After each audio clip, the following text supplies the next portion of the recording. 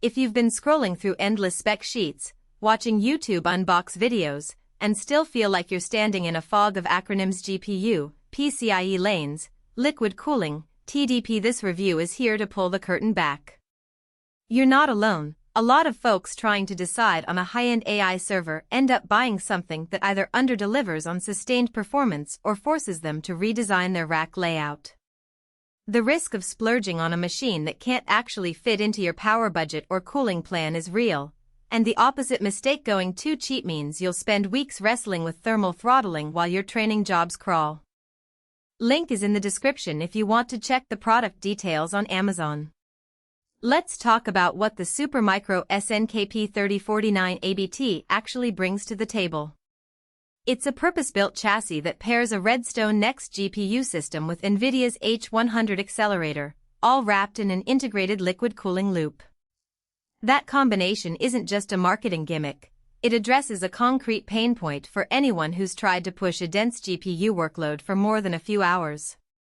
In traditional air-cooled servers, you'll see the H100's boost clocks dip after 15-20 minutes once the heatsink can't keep up.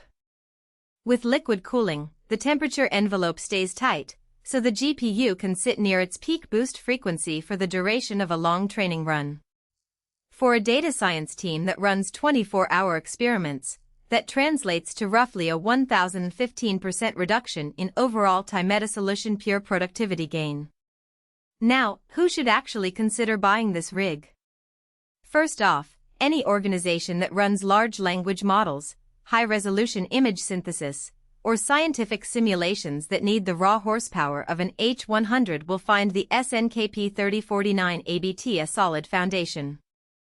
If you already have a rack with adequate power, think 3000 W per slot and a chilled water supply, or at least the ability to install a closed-loop coolant system, you'll be able to slot this machine in without a major remodel. Research labs that have already invested in liquid cooling infrastructure, or cloud providers looking to densify their GPU offering, fall squarely into the sweet spot. Even a medium-sized enterprise that wants an on-premises inference server for latency-critical workloads can benefit, because the consistent thermal headroom keeps inference latency predictable. On the flip side, if you're a solo developer, a startup bootstrapping on a modest budget, or a hobbyist who wants to tinker at home, you'll likely want to skip this model. The upfront cost is steep, far beyond the price of a standard air-cooled GPU server, and the operational overhead isn't trivial. You need a dedicated coolant pump, a reservoir, and a maintenance schedule to check for leaks or coolant degradation. Those are things most small teams don't have the time or expertise to manage. Plus, the power draw of a single H100 under load can push 500 W just for the GPU, not counting the rest of the system. Without a robust power distribution unit and proper heat exhaust planning, you could end up tripping breakers or overheating adjacent equipment. Let's dig into the practical strengths that matter once you've unboxed the thing. The first thing you notice is the quietness. Liquid cooling suppresses the whine of high-speed fans that you'd normally hear in a dense GPU server. In a shared workspace, that's a real quality-of-life upgrade. Your engineers can focus on code instead of the hum of the rack. Second, the thermal stability directly affects the H100's memory bandwidth.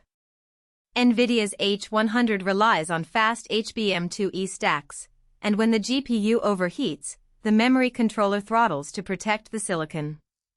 By keeping the silicon cool, the SNK P3049 ABT maintains the advertised memory bandwidth, which is crucial for workloads that shuffle massive tensors every iteration. Another strength is the modularity of the Redstone Next platform. Supermicro designed it so you can swap in additional GPUs without re-engineering the cooling loop. Just add another block and the coolant circulates through. This means the system can grow as your compute needs expand, which is a smarter long-term investment than buying a single GPU server that you'll have to replace entirely when you need more capacity. No system is perfect, so let's talk about the practical weaknesses you'll encounter. The biggest is the initial integration effort. Setting up a liquid cool loop in a data center isn't as simple as plugging in a power cord. You'll need to route tubing, secure fittings, and possibly drill for coolant lines if you're using a chilled water source. That adds a few days of work and may require coordination with facilities teams. Also, while the liquid cooling mitigates thermal throttling, it does not eliminate the need for proper airflow around the chassis. The pump and radiator still generate heat that must be exhausted, so you'll still need to plan rack placement carefully. A more subtle downside is the limited serviceability compared to air-cooled systems.